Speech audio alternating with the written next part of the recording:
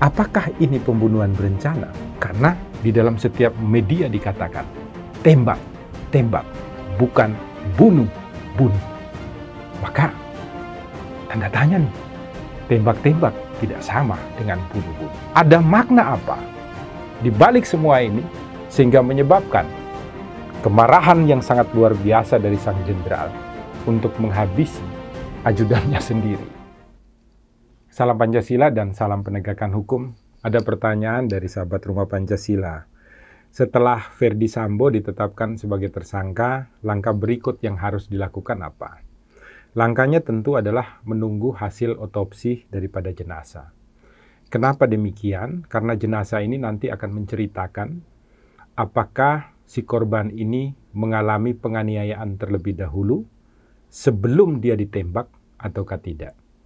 Karena apabila ternyata berdasarkan hasil otopsi ada bentuk penganiayaan terlebih dahulu, maka tentunya ada pasal-pasal yang perlu ditambahkan kembali, yaitu pasal 351, penganiayaan yang menyebabkan orang lain meninggal dunia.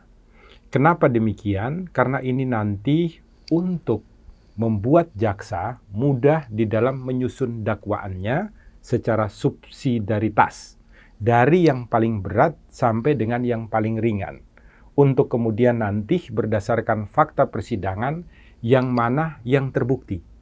Contoh, saat ini sudah ada diterapkannya pasal 340 tentang pembunuhan berencana, pasal 338 tentang pembunuhan yang disengaja.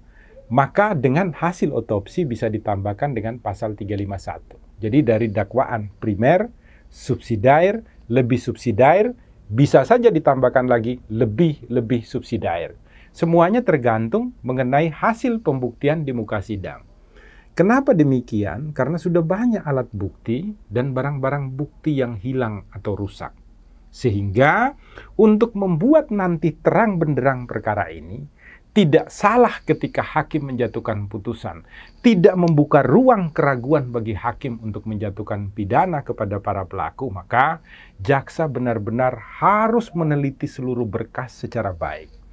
Oleh karena itu nanti setelah otopsinya selesai, disempurnakan oleh penyidik, berkas akan dikirim kepada jaksa.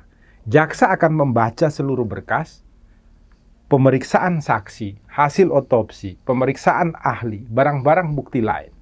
Kemudian jaksa akan memberikan petunjuk untuk ditambahkan apa saja, entah pasal atau entah pemeriksaan-pemeriksaan lebih lanjut. Sehingga nanti memudahkan jaksa ketika mendakwa para tersangka ini maju ke muka persidangan. Ada yang menarik bagi Rumah Pancasila. Apakah ini pembunuhan berencana?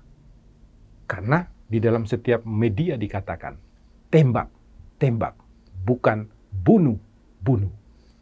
Maka tanda tanya nih, tembak-tembak tidak sama dengan bunuh-bunuh. Yang kedua, ada ucapan dari istri Pak Ferdy Sambo. Saya tetap mencintai secara tulus suami saya. Intinya seperti itu. Maka ada makna apa di balik semua ini sehingga menyebabkan kemarahan yang sangat luar biasa dari sang jenderal untuk menghabisi ajudannya sendiri. Ikuti terus Rumah Pancasila, sehingga nanti ketika kami mengupas masalah-masalah ini, Anda dapat ikut membayangkan seperti apa kejadian pada saat tersebut.